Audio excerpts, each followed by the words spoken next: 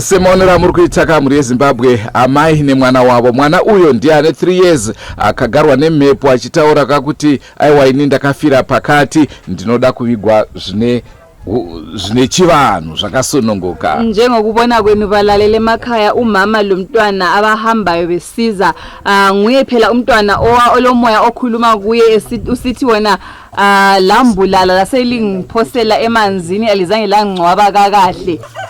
Muri Zimbabwe muri rudadiso kusangana kwatiri kuita nhasi rimwe zuva. Rangu zita ndinonzi Andrew Neshamba. Asiyalibingelela balalele emakhaya sihlangana njalo namhlanje kolunye uhlelo amalanga eqhubeka esiya phambili. Elami igama nginguThadiwa Shekhuthama umandlovu wenu ospecial. Nawe yatinayo ndiyo iya yakambofambirwa nasoko naChihera.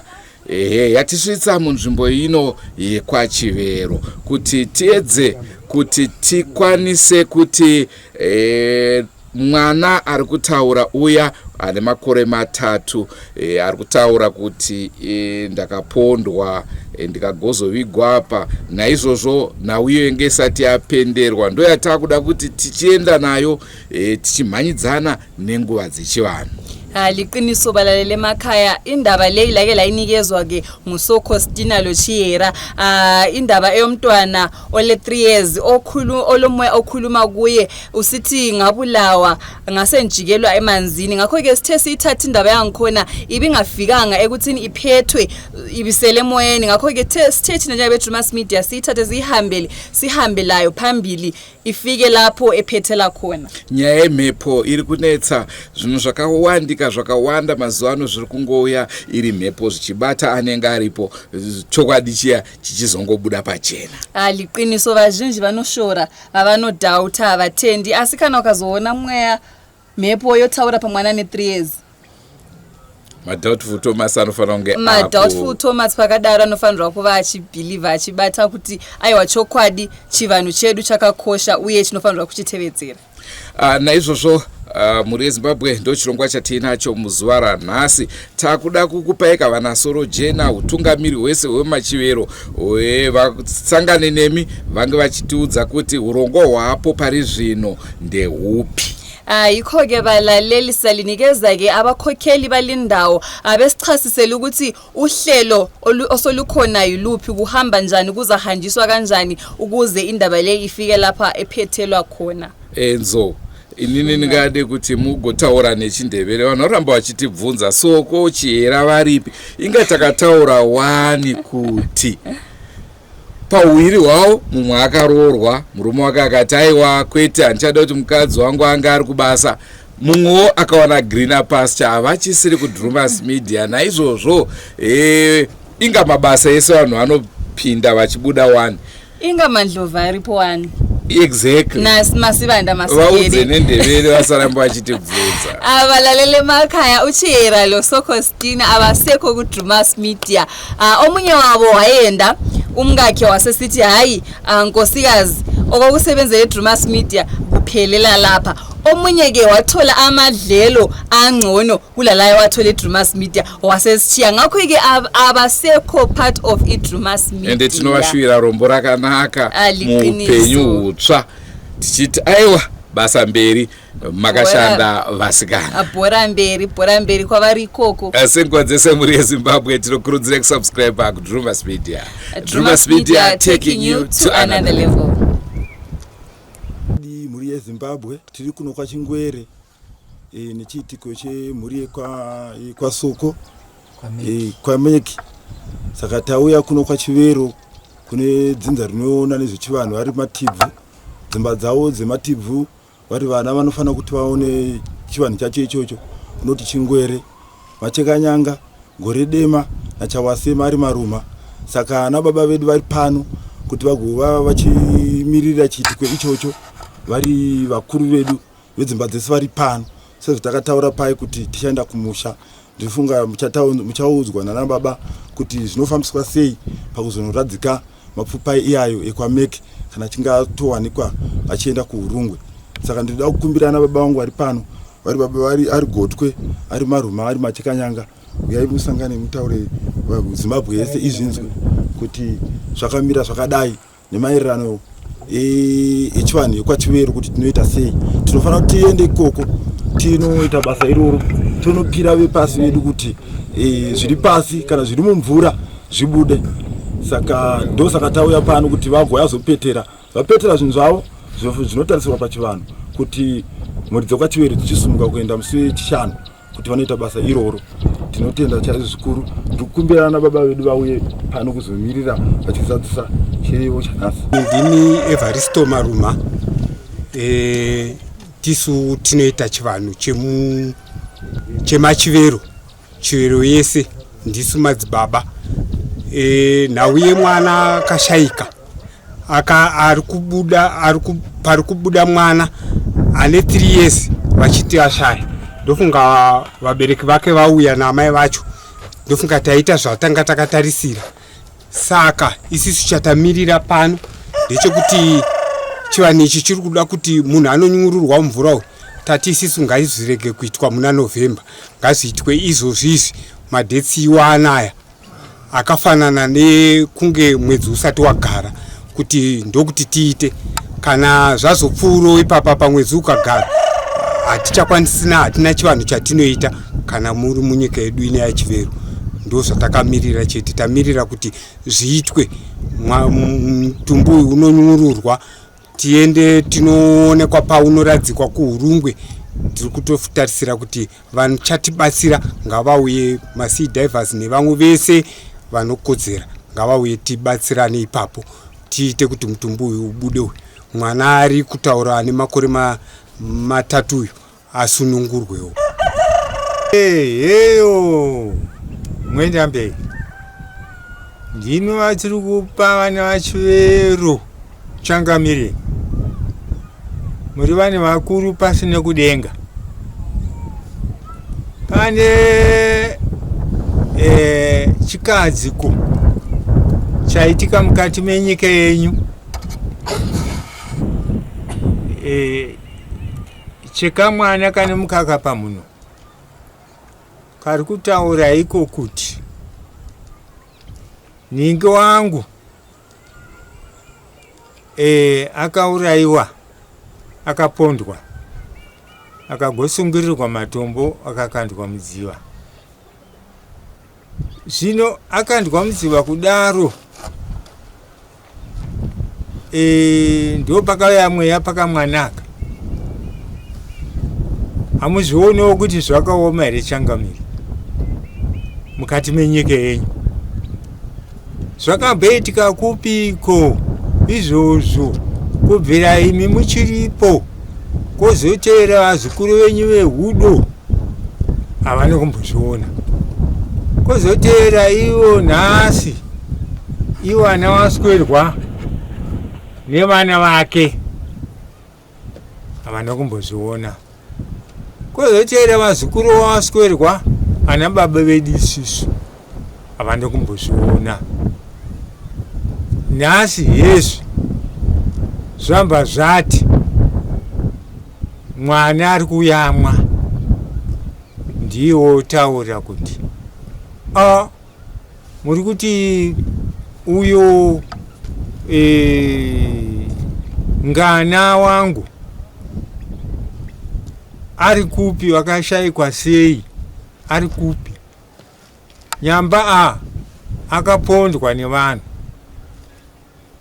Mwana ari kutaura, asi mwana ari kutaura kuti ini hazvinetse, ndinoenda ndonokuratidzai pane mutumbi wangu. Zvino kana zvadaro zvaitika mukati menyika yenyu, imi mwenda mberi vana vachiveru. Zvino zvadaro saizvozvo, ko zvino zvozodiko? Imiwo munoti kudii? Iyemi munoti kudii mukati menyika yenyu? Mwena mberi chivari asatambozviona zvakadarozvo. Zvino nhasi kuuya kwaita mhuri yauya kuti izotura mashoko mukati mebango changamiri. Bango renyu rawasweriwa kuti zvinhu zvese zvakaitika uko kumhiri yerwemvura nhema yasaruwi zvibude pachena. Nekudaro kwarongwa zuva rimusi wechishanu rikuenda kuti tiende tinotura mashoko tiri panzvimbo iyoyo. Imi ndimi vatinge tichitokuturirai iyemi. Nyaya iyi MWANA asi duku. Chiitai kuti mususwidze kumukoma wenyu.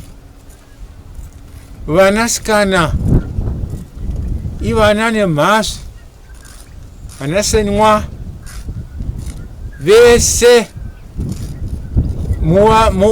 muise musoro pamwe chete sehwai nenhau iyi. Nekuti mukanzwa imimi chokwadi mufi achitaura nezwi rake, hamupungoti zvinoera here iyemi? Zvinoera kaizvi mukati mevhu renyu, mukati medunhu renyu. Aiwa, ndosaka waro mhuri dzauya. Zvino kuitika kwazvakaita MWANA nyaya iyi, ndisaka ndamboti haisi duku, ihuru. Saka nyaya iripo MWANA ndeyekudai. Iye mwana ane mukaka pamunhu ari kuyamwa achitaura achidaro, ngazvichiita kuti patinenda tichinoshuma ikoko kumhiri yerwemvura nhema, zvibva zvabuda pachena. Vanhu vakauraya vatatisu ngavadii, ngavabude pachena. Vakauraya chaivo chaivo ngavabude pachena. Muripo wovanhu ivavo vakaponderwa munhu, wotaura zvavanoda kune vakaponda. Zvobva zvaita kuti zvoita muchechetere, pasazova nemwe ane musodzi padama. MWANA ndataura ndini muri. Taurai. Pamusoro inini zita rangu ndinonzi Alexander Maruma, ndiri wemhuri yana MWANA yakarema tibvuye. Tisu tinoona nezvechivanhu chese chiri kuitika mudunhu rino raChivero. Zvichokwadi munzvimbo munoitika minana, asi minana mukaisa musoro pamwe chete semhuri yekwamutibvu, zvinhu zvese zvinogadzirisika. Apa ndinoda kupa kutenda kuya kwaita mhuri yekwapiri, tichizotisuma matambudziko ari kusangana nawo munzvimbo ino yavagere yedunhu rekwaChivero, kuti aiwa mhuri yekwana MWANA ichakubatsirai zvikuru iwo matibva, kuti nhunhwa dzese dziri kuitika idzi munzvimbo tione kuti dzauya pamwe chete, tigadzirisane zvinhu zvedu zvifambe zvakanaka, dunhu redu rigare rakachena. Saka ndinongoda kuti ndikupewo neiwayo mashoko, handidi na zvangu zvakawanda zvekuti ndingataura. Tatenda. Baba, ndimi baba wemwana ane 3 years ari kutaurawe. Kune vasati vambonge vakaona chirongwa chedu, tingade kuti imimi mutange muchivazivisa kuti chii chakatora nzvimbo kusvika tizosvika pari nhasi. Ndokutendai mhuri yeZimbabwe nekuwaniswa nguva kwandaita kuti ndikwanise kutaura nemi. Inini ndini baba wemwana ari kutaura, anonzi Tadiwa naShemeki. Ari kutaura kuti ndini Johannes Meki ndakapondwa ndikakandwa mudhemu rekwamutubva. Saka ini ndini baba wake. Ndinoda kutendawo mhuri yekwaChivero yadai kutiunganidza zuva ranhasi kuti titaure nyaya iyoyi. Ndoda kuvatenda vose vane mashoko avatipa. Ndotendawo veDrewmas Media vanova ndivo vari kufambisa basa redu. Ndoda kutendawo zuva ranhasi kuti ndakumbirawo kuti zuva ratiri kuita basa racho takaungana tese zvibude pachena, nyika yeZimbabwe izive kuti ndo zviri kuitika munyika yeZimbabwe. Saka ndinoda kutendawo kwachivero vatendera kuti ayo iri basa iri ngariitwe neveDrewmas media vachitungamirira. Ndinoda kutenda hangu. Naumainzwa ndofunga manzwa zvataurwa nevese vange vachitaura ndomamira zvakaita. Saka nechishanu tichange tienda kudziva toona kuti mapfupa emufi ari kutaurwa nemhepo tinonomawana here, kana ari awanikwa obva aendeswa kumusha kwavo kurungwe onoradzikwa zvakanaka ozorora mushakabvu murugare. Ikho-ke balaleli, ngoLwesihlanu sabe siphendukile njalo kulindawo asihamba emanzini lapho kuthiwe amathambo omufi akhona. Ngakho-ke sabe silazisa ukubana atholakele yini kumbe aswelakele. Nxa kuyikuthi atholakele amathambo angikhona azabe ethathwa-ke ehanjiswa kibo ehurungwe ukuze ukuthi ethole ukungcwatshwa kakahle, umufi ethole ukuphumula ngokuthula. Sengwazese muri Zimbabwe tinokurudzira kusubscribe ku Drewmas Media. Drewmas Media taking you to another level.